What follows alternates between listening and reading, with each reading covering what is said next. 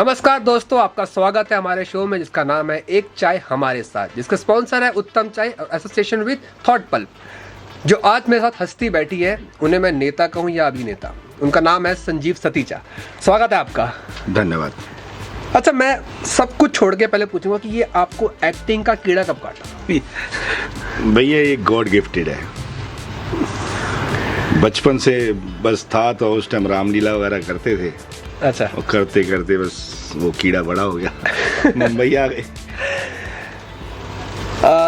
इसके अलावा कोई और टैलेंट आपके पास? हाँ, मैं गा लेता हूँ, नाच लेता हूँ, हंसा लेता हूँ, रुला लेता हूँ, समझा लेता हूँ, समझ लेता हूँ, जो भी काम हो। एक्टर तो खैर हंसाता रुलाता सब कुछ है। खैर ये तो बात माननी पड़ेगी। गाना कुछ गुनगुना दीजिए फिर। अभी चलो, अभी आप मेरे साथ यंग और हैंडसम बैठे तो उसी हिसाब का ही गा देता हूँ। चलिए ठीक है। एक कुड़ी जिदा ना मोहब्बत गुम है, गुम है, गुम है। ओ साद मुरादी सोनी पाबत गुम है, गुम है, गुम है। क्या बात है। अभी जब आपने एज एन एक्टर शुरुआत की थी तो शुरुआती दौर आपका कैसा रहा? मतलब क्या लगा कि यार ये क्या कुछ नया करना जा रहा हूँ तो कैसे रहेगा, कैसे नहीं कर पाऊंगा, कुछ ऐसा सोचा था आपने? देखिए, जब आप अपना शहर या गांव छोड़कर आते हैं तो आपके अंदर हिम्मत तो होती है। वो बात तो है। एक भरोसा, कॉन्फिडेंस तो होता ही कि मैं करूँगा। बाकी तो ऊपर वाला है, हमारा काम तो मेहनत करना है। तो स्ट्रगल तो रहता ही है हर कैरियर के अंदर। नहीं, क्योंकि आपका बैकग्राउंड पॉलिटिकल रहा है। वो क्या मतलब एकदम वो पॉलिटिशियन वाला बैकग्राउंड से लेके आप एज एन एक्टर? मैं समझता हूँ दोनों एक ही हैं। कैसे? एक सिक्के के दो पहलू हैं। भाई, आप किसी को कन्विंस कर रहे हो, अपनी योजनाएं बता रहे हो या कुछ भी आप वर्क कर रहे हो तो उसमें भी तो एक्टिंग चाहिए। आप जब तक आप नेता हो और आपने ऐसी बात नहीं करी कि सामने वाले के दिल में नहीं उतरे तो आपके साथ कैसे चलेगा? तो ये दोनों एक सिक्के के दो पहलू हैं। नहीं, क्योंकि अक्सर सेट पे भी बहुत पॉलिटिक्स होती है। हाँ, तो कभी आपके साथ ऐसा लगा कि मेरे साथ भी हुई है? हाँ, होती है, पर मैं तो ये समझता हूँ कि अगर आपका काम अच्छा है ना तो आपको कोई ताकत हिला नहीं सकती, कितनी पॉलिटिक्स हो जाए। क्योंकि एंड में प्रोड्यूसर हो, डायरेक्टर हो, उसको अपना काम तो चाहिए। वो बात ठीक है, बट जैसे होता क्या है कि अपने साथ को एक्टर्स काफ़ी सारे जो होते हैं, सेट पे जाते हैं आप, वो जब सेट पे होते हैं तो एक अलग बर्ताव रहता है उनके साथ, लेकिन पीठ पीछे लगता है आपको सेम होते होंगे वो? होते हैं, पर ऐसे कम होते हैं। बाकी होते भी हैं तो फिर तो हम जैसे सामने एक्टर जो है वो भी ज़्यादा रिस्पॉन्ड करते नहीं। उनको ठीक है भाई, आप मतलब अपना ऐसा काम, बनना पड़ता है। हाँ, बस इग्नोर करने लग जाते हैं। तो हम कहीं ना कहीं ये माना जाएगा पॉलिटिक्स है ये भी? नहीं, मैं तो इसको पागलपन समझूंगा। क्योंकि आप एक ही इंडस्ट्री में, और इंडस्ट्री बहुत छोटी है और रोज मिलना हो ही जाता है कहीं ना कहीं। आप दूसरे सेट पे जाओगे तो आपका जो पिछला प्रोजेक्ट था उसमें से आपको 2-4 लोग मिलेंगे ही मिलेंगे। आप काम कर रहे हो तो, खाली बैठे हो तो घर बैठे रहो। जैसे कि मैं देख रहा हूँ आपकी पर्सनैलिटी बहुत डिफरेंट है, थोड़े से हेल्दी भी हैं आप, तो कहीं ना कहीं दिक्कत आती है कॉस्ट्यूम ट्रायल में अगर जाते हैं सेट पे आप तो? हाँ, वैसे तो आप ये मत कहो कि देखो ये मेरी रोजी रोटी है, मुझे काम भी इसी से मिलता है। एक्चुअली में वो मैं नहीं कह रहा, बट होता क्या है कि कॉस्ट्यूम में आपका है बिल्कुल कॉस्ट्यूम में प्रॉब्लम आती है, पर मैंने 90% कैरेक्टर्स के अपने कॉस्ट्यूम तैयार किए हुए हैं।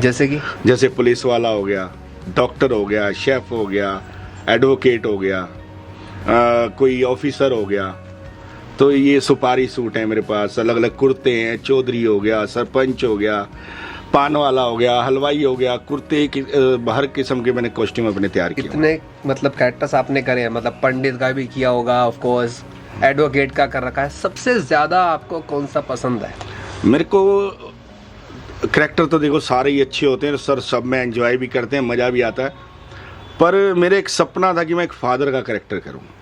उसमें जितने वेरिएशन होते हैं, कभी बच्चे से नाराज होना, कभी खुश होना, कभी उसको समझाना, कभी उसकी समझ लेना, फीलिंग्स, मतलब बहुत खेल होता है। तो अभी मेरा जो सीरियल आ रहा है मेगा बरसेंगे, मैं उसमें फादर का कैरेक्टर कर रहा हूँ। भगवान ने मेरी वो भी सुनी और ऊपर वाले की कृपा से मैंने लगभग सारे ही कैरेक्टर किए हैं। अच्छा, जब से आप मुंबई आए हैं कैसा एक्सपीरियंस रहा और क्या क्या आपने पा लिया है अभी तक? देखो, एक्टर का ना कभी ये नहीं होना चाहिए कि मैंने सब कुछ पा लिया है, वो कभी नहीं हो सकता वैसे तो। अचीवमेंट ये रहा कि मैंने जैसा सोचा था वैसा हुआ, वैसे वैसे कैरेक्टर मिले और मैं कभी खाली नहीं रहा। एक कंटिन्यूटी छूटा, दूसरा मिल गया, मूवी ख़त्म हुई, वेब सीरीज मिल गई। और एक मेरी अभी रियल स्टोरी आई है, फेस ऑफ द फेसलेस, उसको 75 अवार्ड्स मिले। अरे वाह! Best director, best actor, best producer, और वो ऑस्कर के अंदर नॉमिनेट है। बहुत बढ़िया। और मेरी एक आ रही है मेन लीड में ईटा। और अभी आपकी दुआ से मैंने एक वेब सीरीज की थी लास्ट, जो मेरी थी जमुना पार। अरे वाह! उससे लोगों ने मुझे मतलब इतना अप्रिसिएशन दिया, लोगों ने क्लिप्स भेजे मेरे पास, मैं आपको क्या बताऊं। वो मूवमेंट कैसा रहता है? प्राउड होता है? अरे यार, एक्टर को यही तो चाहिए कि क्लिपिंग जब आती है दूसरों की, मजा आता है ना कि यार देखो उसने देखी है तभी भेज रहा ना वो। तो यही तो एक्टर को मतलब ये होता है कि हर लेवल पे उसको पैसे की भूख नहीं होती उसको। वो मतलब एक्टर जो है ना, बस क्या बताऊं, वो प्यार का बड़ा भूखा होता है। और जब हमारे साथ कहता है सर एक फोटो हो जाए, मतलब ऐसा लगता है कि छाती चौड़ी।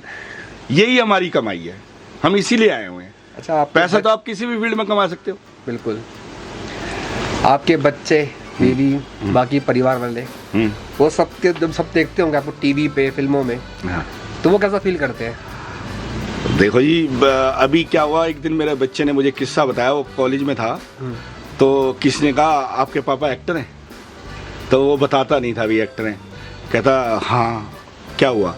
कह रहे जमुना पार में ना आपके पापा। बोला हाँ। कहते मैंने उनको पहले सीरियल में भी देखा था कई बारी।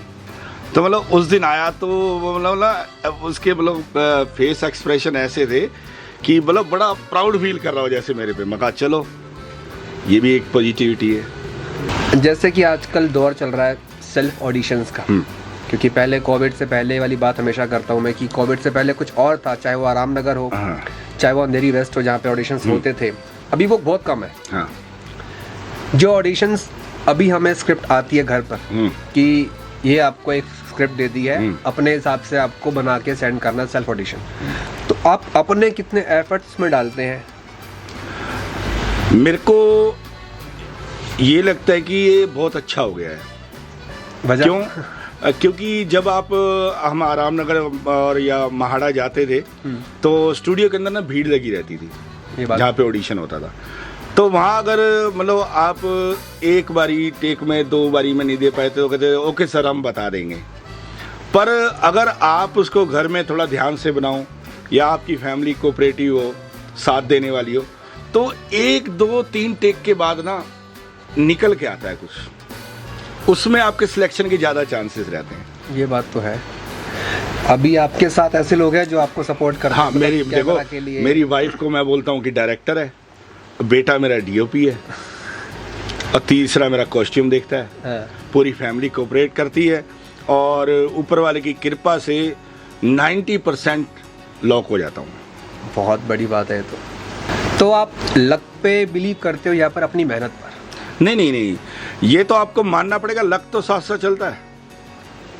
और कुछ स्टेज के बाद ऐसा होता है कि आपकी मेहनत जो है वो उस लक के साथ मिलके 100% देती है। जैसे कहते हैं लकीरें बदलती हैं। हाँ, लकीरें बदलती हैं। देखो, काम तो आपको करना ही है। बिल्कुल। काम बेस्ट दोगे तो लक साथ देगा।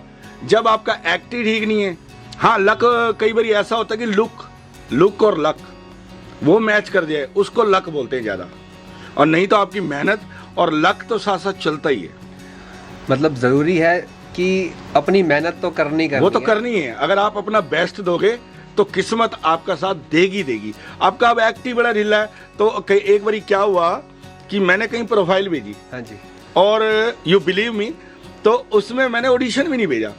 तो जैसे ही मैंने फोटो भेजे और मैं लॉक हो गया, और मैं बड़ा अचंभित कि यार ऐसा कैसे हो गया। मैंने सोचा कहीं फ्रॉड ना हो, कुछ ना हो। मैंने कंफर्म किया, बोले सर आप लॉक हो चुके, कल ऐड है और ये कॉल टाइम फटाफट सब कुछ आ गया। तो नेक्स्ट डे मैं जब गया तो मैंने कहा जी पहले डायरेक्टर साहब से मिलाओ, और मैं मिला तो गले मिले। तो मैंने कहा सर मेरा एक ही प्रश्न है कि फोटो अभी पूरे पहुंचे नहीं, आपने लॉक कर दिया। कहता सर मैं 2.5 महीने से इस लुक का आदमी ढूंढ रहा था। अच्छा, मैंने सुना आपने एक डेड सीन में जान डाल दी थी। हाँ, तो एक सीरियल कर रहे थे हम, तो उसमें क्या हुआ कि हम 4 कैरेक्टर बैठे हुए थे, तो सेम डे 2 कैरेक्टर करके चले गए। नेक्स्ट डे एक हमारे बाबा जी हैं इंडस्ट्री में, तो वो बैठे, मैं बैठे, हम टाइम पास कर रहे थे। तो 12 बजे के करीब वो आया, एडी साहब आए कि सर चलो आपका एक्ट है, और वो भी चले गए अपने सीन में। अब बैठे बैठे मेरे को 4 बज गए। मैंने कहा यार ऐसा है कि मेरे पास ड्राइवर है नहीं, आज गाड़ी में खुद लाया हूँ, मड में चल रहा था शूट। तो मैं बोला ट्रैफिक हो जाएगा, प्लीज़ आप मुझे छोड़ दो, मुझे पता है होना तो है नहीं हैं जी, आप मुझे प्लीज़ छोड़ दो, पैकअप बोल दो। बड़ी रिक्वेस्ट करी तो वो कहते सर 10 मिनट दो। 10 मिनट बाद गया तो कह रहा है सर आ जाओ आपका सीन है। तो कॉस्ट्यूम तो मैं डाले ही बैठा था, मेरे अपने ही कुर्ते थे, पान वाले का कैरेक्टर था। तो सेट पे गया, डायरेक्टर साहब बोलते हैं बड़ी तेज आ रही है आपको। मैं हाँ जी सर 2 दिन हो गए, अब बहुत तेज आ रही है। बोले अच्छा करो फिर दिखाओ। और जैसे ही मैं एक्ट करने लगा तो बोले तू डायलॉग मत बोल, तू मत बोल, सर इसका भी आप बोलो, इसका भी आप बोलो। मैंने कहा चलो जी, हम बोलने लगे। तो उसमें गाना था खाई के पान बनारस वाला। अच्छा। तो उसमें डांस करना था। तो उन्होंने सोचा मोटा ठोटा आदमी है, क्या नाचेगा क्या करेगा। अब कुदरती क्या हुआ कि वो अमिताभ जी की मूवी थी, तो हम उस टाइम तो ऐसी फिल्म में ही आती थी तो देखते थे बड़े दिल से। और 2 दिन अंदर बैठे बैठे मैंने स्टेप भी देख लिए थे। अब मैं रेडी होके बैठा, मेरे को बड़ी तेज आ रही कि हाँ भी मौका मिले नहीं तो घर पे। तो अब जैसे ही मैं नाचने लगा सीन चालू हुआ, और साथ में मेरे साथ एक्टर थे इकबाल खान, अरे वाह, और रचना मिस्त्री। तो रचना मिस्त्री पान खाते खाते उन्होंने एंटर करना था और इकबाल खान नाचते थे मेरे साथ। तो जब मैं नाचने लगा, रचना मिस्त्री जी तो भूल गई मुझे नाचना है। इकबाल जी बोले कट कट कट, मैं डर गया। मैंने कहा यार पता नहीं क्या हो गया। तो मैं चुप खड़ा था। तो डायरेक्टर साहब बोले क्या हुआ इकबाल जी? कह रहे मुझे इनके साथ नाचना है। मैंने कहा वाह। मैं सर नाचना तो है, पर मैं पंजाबी बंदा हूँ, मैं नाचता हूँ फ्रीडम से। हाँ ये मत कहना मेरे साथ साथ स्टेप मिला, वही ये कर वो कर। बोले सर मैं स्टेप भूल गया हूँ, मैं आपको देख के ही नाच रहा हूँ। अरे तो आप नाचो। तो नाचने लगे तो 10 मिनट वो गाना चला। गाना बड़ा लंबा था, और 10 मिनट के बाद यू बिलीव मी 10 से 15 मिनट ताड़ियां बजी सेट पे। क्या बात। और मैं ऐसे खड़ा जैसे मैंने कोई एमएलए का इलेक्शन जीता है। और मैं कह रहा सर प्लीज अब क्लोज मत लगाना, मेरा पेट फट जाएगा। बोले अरे सर चिंता मत करो, हम ऐसा लगाएंगे पेट वेट कुछ नहीं हो। अरे ठंडा लाओ, ठंडा लाओ, ठंडा वंडा, कोई मालिश कर रहा, कोई सिर पे, कोई पैर में। अभी फटाफट इसका सांस उतरे तो सीन आगे करे। अब मैं कहा अच्छा भैया करते। और फिर 8 मिनट फिर चलाओ क्लोज मेरा और इकबाल जी का, और फिर 8 मिनट तालियां बजी, 10 मिनट। और मान लो फिर क्या हुआ, बोले सर आपका पैकअप। मैं बड़ा खुश हुआ, मैं अपने रूम में आ गया। आया तो मेरे रूम के अंदर 8 से 10 आदमी एंटर करते हैं। अच्छा। डायरेक्टर और एडी, 2-3 एडी थे, ईपी था, एचओपी वगैरह सारी टीम। मैं डर गया। मैंने कहा अभी तो कह रहे थे बहुत अच्छा किया है, अभी अब एकदम इतने सारे कैसे आ गए? भाई डर तो लगता ही ना बंदा सोचता है यार मेरे से क्या गलती हो गई। तो कह लगा सर जा रहे हो? मैं हाँ जी सर जा रहा हूँ, आप ही ने तो कहा पैकअप है। हाँ जी। कह रहा आपको पता है आपने क्या किया है? मैं सर क्या कर दिया मैंने? कोई गलती होगी तो मैं दोबारा टेक दे देता हूँ, नहीं उतारता कपड़े। कह रहे गलती नहीं हो गई, आपने हमारी यूनिट का 50 लाख रुपए बचा दिया है। मैं कहा सर क्या बात है, धन्यवाद। मैं कहा सर कैसे? क्योंकि उसके अंदर क्या था, मार्केट का सीन था, उसमें ओरिजिनल डोसे वाले, ओरिजिनल हलवाई, ओरिजिनल छोले कुलचे वाले, गोलगप्पे वाले ओरिजिनल बुलाए थे। हाँ। किसी को 2000 किसी को 3000 पर डे दिया ही होगा ना। और 2 दिन सेटअप वो लगा रहा, और अपने बड़े बड़े एक्टर्स, पूरा यूनिट का खर्चा। कह रहा आपने 50 लाख रुपए बचा दिया। ये सीन लगने वाला नहीं था, आपने सीन को जिंदा कर दिया और अब हम इसको सेट करके इस पूरे सीन को लगाएंगे। क्या बात है। मैंने कहा जी बड़ा धन्यवाद। और उसके बाद क्या होता था कि मेरा जब भी कोई कैरेक्टर आता था मेरे को डायरेक्ट बुलाते थे। बहुत बस बड़ी बात है। तो अच्छा, कुछ फनी मोमेंट्स आपके साथ सेट पे हुए होंगे? वो तो रोज ही होते हैं हम एक्टर लोग। बहुत बढ़िया किस्सा मैं सुनना चाहूंगा। फनी मोमेंट तो मेरे साथ तो रोज ही होते हैं भाई। अब मैं आपको कल का किस्सा बताता हूँ। वो बोले जी आप ना फादर हो, और उसमें सीन क्या था कि मेरी बेटी का जो हस्बैंड बनने वाला है, जयमाला हो रही है, मतलब बारात आ गई है, सब कुछ हो गया। अच्छा। तो इतने में पुलिस एंटर करती है और पुलिस कहती है, उसका हाथ पकड़ती है। हम हैरान हो जाते हैं, भाई आप कौन हो? वो सिविल ड्रेस में आते हैं। तो बताते हैं हम भाई पुलिस वाले हैं, ये हुआ है कि ये तो 420 आदमी है, ये तो लड़कियां पटाता है, उनकी फिल्में बनाता है, ये करता है वो करता है। तो करके वो पुलिस उसको ले जाने लगती है। मेरे डायलॉग्स होते हैं, उनके होते हैं। उसमें नील भट्ट जी हैं मेरे सामने, इंस्पेक्टर बने। अच्छा। तो उसमें एडी साहब बोलते हैं आपने ना इसके बाद अपनी बेटी को समझाना है, नीचे गिर जाना है। मैं कहा यार मैं मोटा आदमी, नीचे साला कैसे गिरूं पहले तो। और फिर मेरे को ये नहीं समझ आ रहा कि ये इतना बड़ा कांड हो क्या गया। 90 लाख तो मेरे से नकद ले चुका था वो सीन के अंदर। और मतलब करते करते अब क्या हुआ कि मेरी उससे बहस हो गई थोड़ी सी। मगर ऐसे नहीं होता, मेरे को तो खुद होश नहीं है, तो मैं अपनी बेटी को क्या समझाऊंगा? भाई आप जब खुद तसल्ली बख्श होगे तभी तो किसी को आप तसल्ली दोगे। सही बात। तो ये बात मेरे माइक में डायरेक्टर मैम सुन रही थी। तो मुझे पता नहीं। तो डायरेक्टर मैम बोलती हैं कि वो जो दूसरे फादर मेन लीड है, जो मेरी बेटी है, वो सहेली है जो मेन लीड, तो उसको उसके फादर को बोलती है आप ना सोनम के फादर के पास जाओगे और उनको तसल्ली दोगे। अच्छा। तो मेरे को नहीं बताया कि आपने गिरना है कि नहीं गिरना। हाँ। अब मैंने कहा यार अब सीन चलो देखेंगे जैसा होगा। तो मैं खड़ा होकर टूट जाता हूँ और रोता रहता हूँ, फटफड़ा पलाप लगे, और वो मेरे को तसल्ली देते हैं, अरे चलो चलो। इतने मेरी लड़की बेहोश हो जाती है और कटाक से मेरे दिमाग में आया, मैं गिरा और एकदम से उसके गाल पे यूं किया और मैं कहा अरे कोई पानी तो लाओ, और सारा यूनिट हंस पड़ा एकदम। अच्छा, इतने में मैडम बोली कट कट कट। तो मैं कहा मैडम सॉरी मैम, कोई गलती हुई। कह रही गलती नहीं, क्या सीन क्रिएट किया आपने, आपके दिमाग में कैसे आएगा पानी? मगर ये आजकल वो जमाना है ना, हर जगह बंदा मर रहा हो लेके खड़े हो जाते हैं मोबाइल को कि ये देखो जी एक्सीडेंट हो। तो मेरे दिमाग में अब पानी मांगो भी कोई हेल्प करी क्या। और उसके बाद जो क्लोज उन्होंने मेरे लगाए उस सीन को लेके, मतलब फन के अंदर भी कई बार घबराहट में भी बड़ी चीजें है।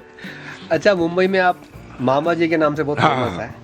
सेट पे भी सब आपको मामा जी बुलाते हैं? हाँ, कई बार बड़ा होता है कि एक्चुअली क्या है कि एक डॉन पैदा कर दिया हमने अपने परिवार में। भांजा है मेरा अभिषेक अरोड़ा। हाँ। तो कास्टिंग करता है, और कास्टिंग भी एक लेवल की करता है, मतलब धर्मा प्रोडक्शंस, यश राज, ओबराय IBC।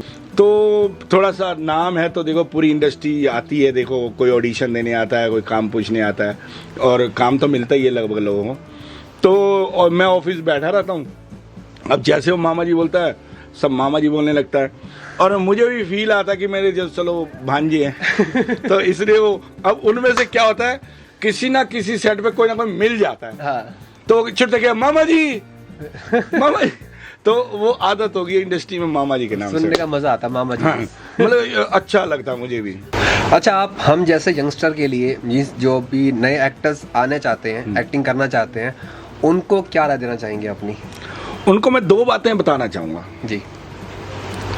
एक तो अपनी मेहनत करें, दूसरा ना थोड़ा तमीज और डिसिप्लिन में रहें सेट पे। क्योंकि उनको अगर एक थोड़ा सा भी करैक्टर मिल जाए, उनके अंदर ईगो ऐसी हो जाती है कि वो सेट पे बदतमीजी करने लगते हैं। ये बात तो है। और उनको ये नहीं पता ये इंडस्ट्री बहुत छोटी है। अभी देखा मैंने सावी की सवारी किया, मुझे उससे श्राम नहीं मिला।